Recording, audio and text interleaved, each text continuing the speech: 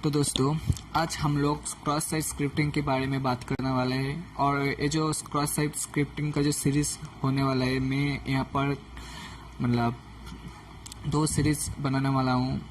आज की एक सीरीज़ होने वाला है कि इस सीरीज़ में मैं आप लोगों को बताने वाला हूँ कि क्रॉस साइट स्क्रिप्टिंग होता क्या है, इसका वेरिएंस क्या है, इसका प्रकार क्या होता है और किसका क्या काम होता है, ये दिखाने वाला हूँ।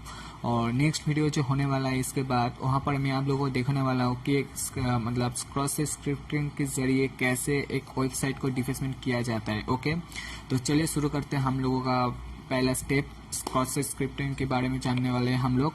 तो आप बड़ी आती है कि क्रॉस साइट स्क्रिप्टिंग होता क्या है। देखो गाइस, ये जो क्रॉस साइट स्क्रिप्टिंग होता है वो एक ऐसा टाइप का अटैक होता है जहाँ पर आप कह सकते हो कि इंजेक्शन टाइप का ही अटैक होता है। ठीक है, तो यहाँ पर जो अटैकर्स होता है, जो हैकर होता है, वो क्या करता है कि वो जावास्क्रिप्ट में मेनली जो इस क्रॉस साइट स्क्रिप्टिंग होता है ये जावास्क्रिप्ट के जरिए बनाया जाता है। ठीक है, वहाँ पर वो लोग ऐसा स्क्रिप्ट बना लेते हैं, ऐसा मैलिशियस कोड बना लेता है जिससे कोई भी वेबसाइट के जो वेब पेजेस होता है, जो यूजर्स को शो कर रहा है, व्यूअर्स को शो हो रहा है, उस वेब पेजेस में वो कोड इंजेक्ट करने के बाद अगर वहाँ पर कुछ चेंजेस आते हैं या फिर अलर्ट बॉक्स होता है।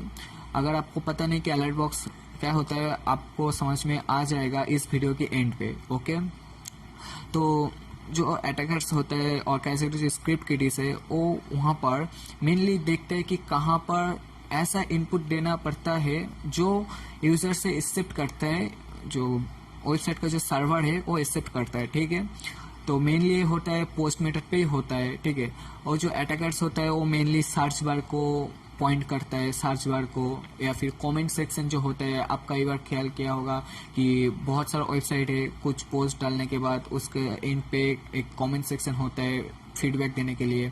तो क्या होता है, ये यूजर से कुछ इनपुट लेता है सर्वर पे जाने के लिए। ठीक है, तो फीडबैक लाने के लिए, ये सब करने के लिए।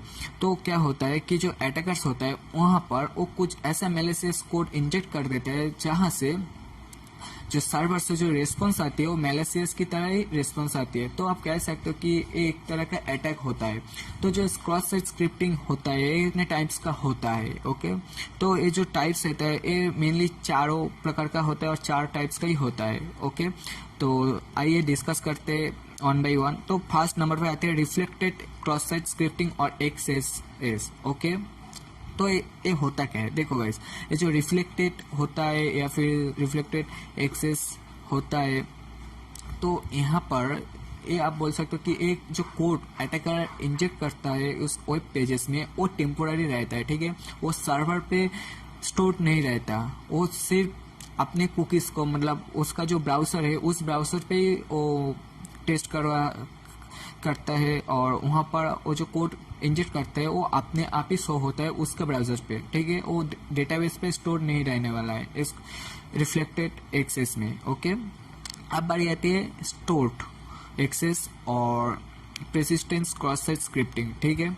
जो स्टोर्ड है आपको समझ में आ गया होगा। स्टोर्ड का मतलब स्टोर रहता है डेटाबेस पे। अगर कोई मैलिशियस कोड या फिर अटैकर और स्क्रिप्ट किडी ऐसा कोई मैलिशियस कोड इंजेक्ट करते कोई पैरामीटर के जरिए, जो उसका जो डेटाबेस है उस डेटाबेस पे जाकर स्टोर हो जाता है। तो मान के चलिए आप बोल सकते हो कि जो कमेंट सेक्शन होता है, ठीक है, कोई पोस्ट का जो कमेंट सेक्शन या फिर फीडबैक सेक्शन होता है, वहाँ पर ये लोग जो स्टोर्ड एक्सेस होता है वो यूज करता है। ठीक है, वो मैलिशियस कोड को।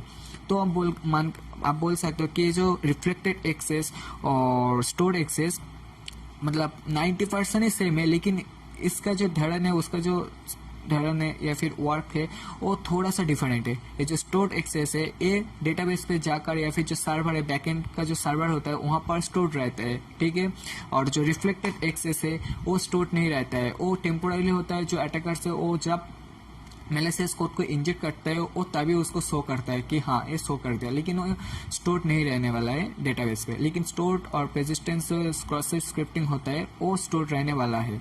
ओके, तो आप बोल सकते हो जो अटैकर्स होता है, जो हैकर होता है, वो किसको टारगेट करते हैं कि जहाँ पर मान के चलिए कमेंट सेक्शन, ठीक है, कुछ वेबसाइट का जो कमेंट सेक्शन होता है वहाँ पर वो यूज़ करता है इस स्टोर्ड डेटाबेस के लिए, I mean stored cross site scripting के लिए। ओके, तो आप बढ़िया आते हैं डोम बेसिस स्क्रिप्टिंग और DOM base cross site scripting. Okay, तो मेनली जो हैकर्स होता है, जो अटैकर्स होता है, ये मेनली वेबसाइट को डिफेसमेंट करने के लिए ही ये डोम बेस का यूज़ करता है, ठीक है।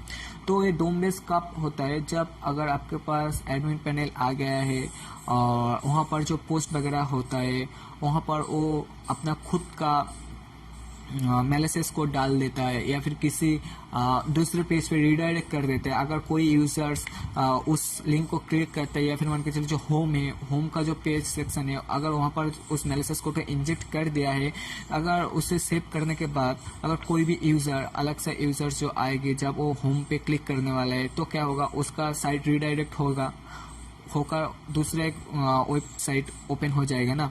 तो ये होता है डोम बेस्ड एक्सेसेस। ओके, तो आप बारी आते हैं ब्लाइंड एक्सेसेस।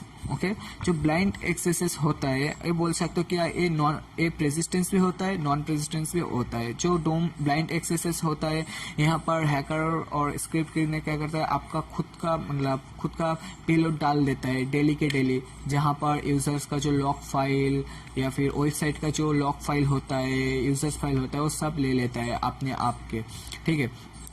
तो अब बड़ी आती है कि एक्सेस अगर हम लोगों को मिल जाता है और फाइंड करने के बाद हम लोग क्या क्या कर सकते हैं एक्सेस के जरिए। देखो, पहले पॉइंट पे आते हैं, आप कुकीज जो होता है वो स्टील कर सकते हो। दूसरा जो आता है, आप फिशिंग अटैक भी कर सकते हो, मतलब इस जो वेबसाइट का जो पेज है वो दूसरे पेज पे रिडायरेक्ट कर सकते हो। आपका जो फिशिंग पेज है वहाँ पर रिडायरेक्ट भी कर सकते हो।